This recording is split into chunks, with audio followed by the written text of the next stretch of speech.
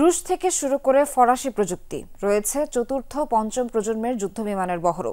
অথচ বরাবরই যুদ্ধের ময়দানে দুর্বলতার ছাপ রেখেছে ভারতীয় বিমান বাহিনী। আধুনিকতার ছোঁয়া থাকলেও ঠিক যেন তা কাজে লাগাতে পারেনি মোদি বাহিনী।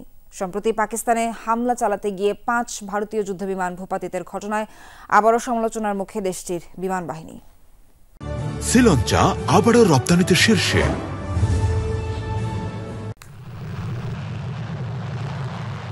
রাশিয়া আর ফ্রান্সের প্রযুক্তিতে তৈরি যুদ্ধবিমানে সুসজ্জিত ভারতের বিমান বাহিনী। বহরে রয়েছে 4.5 জেনারেশনের রাফাল যুদ্ধবিমান সহ মিগ-29, সুখোই 30, মিরাজ 2000-এর মতো চতুর্থ প্রজন্মের অত্যাধুনিক ফাইটার জেট। বলা হয়ে থাকে নানা দেশের যুদ্ধযানের সমারোহে বৈচিত্র্যে ভরপুর ইন্ডিয়ান এয়ারফোর্স। কিন্তু সেই বৈচিত্র্যের যেন দেখা মেলে না রণাঙ্গনে। একের পর এক ভারতীয় যুদ্ধবিমান ধ্বংসের ঘটনায় বারবার প্রশ্নের মুখে পড়েছে নয়াদিল্লি, যার সবশেষ উদাহরণ পাকিস্তানে হামলা চালাতে গিয়ে 5 যুদ্ধবিমান ভূপাতিত হওয়ার ঘটনা। ভারতীয় বাহিনীর গর্ব তকমা পাওয়া যুদ্ধবিমানের নাম রাফাল। ফরাসি প্রযুক্তির এই আকাশযানটি নিয়ে শো অফের কোনো কমতি ছিল না, কিন্তু ইসলামাবাদের কাছে নাজেহাল হয়ে বিধ্বস্তের পর চুরমার হয়ে গেছে ভারতের বিমান বাহিনীর সেই গর্ব। পাক আকাশ প্রতিরক্ষা ব্যবস্থায় ধ্বংস হয় তিনটি রাফাল ফাইটার জেট, ভূপাতিত হয় আরও 2টি সুখোই 30 এবং মিগ সিরিজের ফাইটার জেট।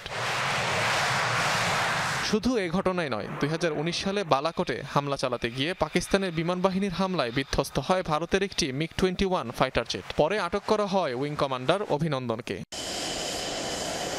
কয়েকদিন আগেও পাকিস্তানি যুদ্ধবিমানের ধাওয়া খেয়ে লাইন অফ কন্ট্রোল থেকে পালায় ভারতের 4টি রাফাল ফাইটার জেট। পরে জানা যায় আকাশ প্রতিরক্ষা ব্যবস্থার মাধ্যমে যুদ্ধযানগুলো রাডার জ্যাম করায় যোগাযোগ বিচ্ছিন্ন হয়ে পড়ে সেগুলো। সময়ে সময়ে প্রশিক্ষণ কিংবা মহড়াকালীন বেশ কয়েকটি দুর্ঘটনার ইতিহাস রয়েছে ভারতীয় বিমান বাহিনীর। যুদ্ধবিমানের দুর্বলতা নাকি পাইলটের দক্ষতার অভাবেই এমন অবস্থা, সে প্রশ্ন উঠছে আবারও। অনিক রহমান, যমুনা নিউজ।